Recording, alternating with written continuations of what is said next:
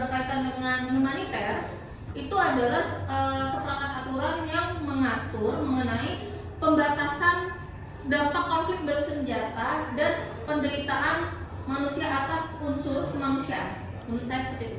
Ya, bagus, benar jawabannya. Nggak boleh bilang benar ya.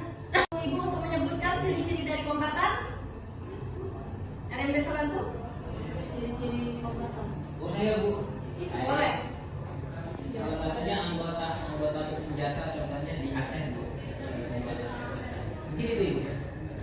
Ya, benar. Anggota ciri-ciri dari kombatan itu dia adalah anggota angkatan bersenjata yang terorganisir. Artinya di sini anggota angkatan bersenjata itu dia terorganisir, tidak berdiri sendiri. Ada ketuanya, kemudian ada anggotanya. Nah, terus dia juga memiliki tanda pengenal tetap, misalnya berseragam, ada lambang dan seterusnya. Kemudian membawa senjata secara terbuka. Artinya di sini tidak sembunyi-sembunyi. Senjata itu ditunjukkan agar si musuh atau lawan dapat mengetahui bahwa ini adalah kombatan. Kemudian mematuhi hukum dan kebiasaan perang. Oke, lanjut. Hak dan kewajiban kombatan. Nah, di sini hak kombatan itu berhak menyerang sasaran militer. Dia berhak untuk menyerang musuhnya, kemudian berhak mendapatkan status tawanan perang jika dia tertangkap. Kemudian kewajibannya itu adalah menghormati hukum humaniter di sini. Kemudian siapa saja sih yang termasuk dari kombatan itu? Yang termasuk dari kombatan, yang pertama itu ada tentara reguler. Tentara reguler ini artinya tentara resmi, misalnya tentara nasional TNI Republik Indonesia atau tentara nasional negara lainnya. Kemudian ada milisi dan korps sukarela yang memenuhi syarat tertentu. Nah, ini diatur dalam pasal 4 Konvensi Jenewa, yaitu syaratnya itu dia ada ketua, kemudian dia juga mematuhi peraturan perang dan lain sebagainya, bisa dibaca dalam pasal 4. Kemudian gerakan perlawanan terorganisir dalam kondisi tertentu. Ini dia tidak secara resmi, namun dia ada pimpinan kelompoknya. Ada pimpinan kelompoknya di sini dan dia secara terbuka membawa senjata. Nah, ini juga termasuk dari kombatan. Lanjut. Pengertian dan status non-kombatan. Jadi kalau tadi kombatan, nah sekarang yang non-kombatan. Non-kombatan ini artinya dia tidak boleh diserang. Orang yang tidak atau tidak lagi ikut serta dalam permusuhan. Seperti contohnya di sini penduduk sipil. Jadi penduduk sipil itu dia tidak boleh diserang oleh kombatan atau tentara. Nah, kemudian ada juga tenaga medis seperti palang merah, misalnya, kemudian petugas agama dan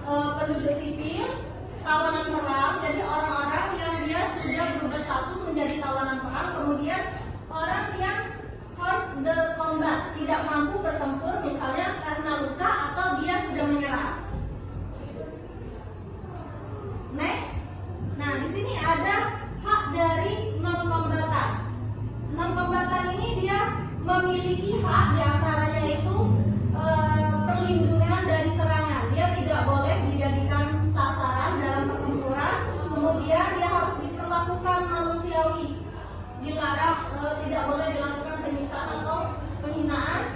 Perawatan, dia berhak juga untuk mendapatkan perawatan medis bagi yang terluka atau sakit. Kemudian perlindungan properti seperti rumah sakit, sekolah, tempat ibadah dan lainnya itu tidak boleh dijadikan objek sasaran perang. Kemudian si non-kombatan juga berhak mendapatkan bantuan kemanusiaan, makanan dan obat-obatan serta lainnya kebutuhan dasar.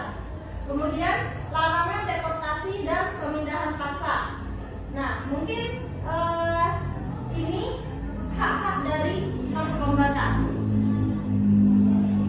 Nah, selanjutnya kesimpulan. Ada yang bisa menyampaikan kesimpulan dari materi hari ini, perbedaan dari kombatan dan non-kombatan? Boleh, silahkan saudara Windy. Baik Bu, jadi dari penjelasan tadi dapat saya simpulkan bahwa jika kombatan itu adalah pihak yang secara sah ikut serta misalnya terkait dengan tentara dan juga kelompok bersenjata yang terorganisir sesuai dengan syarat hukum humaniter. Sedangkan kalau non kombatan itu adalah seperti misalnya warga sipil, tenaga medis ataupun tawanan perang yang bukan merupakan kelompok bersenjata yang terorganisir. Baik, terima kasih Windy telah mendengarkan penjelasan dan mampu menyampaikan untuk kesimpulan dari perbedaan kombatan dan non-kombatan yang telah tadi Ibu sampaikan. Kemudian untuk selanjutnya akan dilanjutkan oleh Miss Raisita. Silakan Miss Rai. Oke, baik, terima kasih Bu Santriana atas kesempatannya. Tadi sudah dijelaskan tentang kombatan dan non-kombatan. Oke, teman-teman sekalian, ada yang tahu perbedaan dari kombatan dan non-kombatan apa? Tadi udah dijelaskan kan, kombatan itu apa? Coba Miss mau tahu tuh, kombatan itu apa? Tadi apa tadi? Kombatan itu yang berkaitan dengan apa sih? Tentara, kemudian orang yang berperang, ya kan? Kemudian yang ikut serta di dalam peperangan. Betul. Berarti kalau non-kombatan perbedaannya adalah orang yang tidak boleh berperang. Iya, contohnya tenaga medis, masyarakat sipil, ya kan? Nah, itu masuk ke dalam non-kombatan, yaitu perbedaan antara kombatan dan non-kombatan. Nah, jadi pada hari ini Miss Ray itu bakal secara luas memahami orang-orang yang ada dalam kombatan dan non-kombatan itu contoh-contohnya di dalam dunia nyata. Oke, sekarang Miss mau tanya, ada nggak sih, pernah nggak sih kalian itu misalnya di dalam kehidupan atau kalian tahu deh kombatan yang kalian tahu kejadiannya, misalnya di Indonesia, pernah nggak? Ya? Iya, salah satu contohnya. Oke, Miss kasih spill satu. Itu terjadi pertempuran di Laut Arafura di tanggal 15 Januari 1962. Jadi pada saat itu Insinyur Soekarno memberikan instruksi kepada Tentara Nasional Indonesia untuk merebut Papua itu dari pihak Belanda dengan mengirimkan TNI yang diketuai oleh Yosudarso yang kebetulan pada saat itu pun juga meninggal dunia di dalam peperangan itu. Nah, ini salah satu bentuk pembahasannya. Jadi tentara nasional, kemudian orang-orang yang ikut serta di dalamnya. Nah, ya, ini salah satu contoh kombatan yang ada di dunia nyata, yaitu terjadinya pertempuran di Tripura Komando Rakyat yang disuruh atau diperintahkan oleh Insinyur Soekarno. Oke, kita sudah membahas tentang dari kombatan itu tadi. Selanjutnya adalah non-kombatan. Nah, kalau kombatan tadi adalah tentaranya, maka non-kombatan adalah orang-orang yang harusnya dilindungi dan tidak boleh masuk ke dalam peperangan. Contohnya tenaga medis, masyarakat sipil, anak kecil, dan lain sebagainya. Itu masuk ke dalam non-kombatan. Ya nggak sih? Ya kan? Ya. Nah, non-kombatan ini kita kasih contoh nih. Contohnya tenaga medis ya, yang pernah ada di Perang Suriah. Nah, jadi pada saat itu di Perang Suriah ini pernah terjadi namanya suatu peperangan di tahun 2016. Terjadi pelanggaran di sana. Pelanggarannya itu adalah penyerangan di rumah sakit di Aleppo. Pernah dengar nggak itu? Pernah. Di Aleppo. Ya kan? Pernah. Iya. Ada yang tahu nggak itu tentara dari mana yang menyerang? Itu lagi booming-boomingnya apa tuh, tahu nggak? Amerika bukan Bu? Tentara. Iya betul, hampir benar. Ada lagi yang tahu tentara dari mana itu? Bukan, ayo nomor dari ISIS. ISIS, betul. Ya, itu tentara dari ISIS. Itu yang menyerang rumah sakit di Aleppo. Bisa kalian bayangkan pada saat itu satu-satunya rumah sakit yang beroperasi, ya kan? Kemudian itu jadi tempat penampungan orang-orang yang pada saat itu sedang sakit, sedang dalam keadaan diserang oleh tentara, tapi mereka dalam keadaan genting. Membahas tentang perbedaan kombatan dan non-kombatan. Perlu Anda ingat bahwa kombatan adalah pihak yang sah untuk ikut berperang atau bertempur.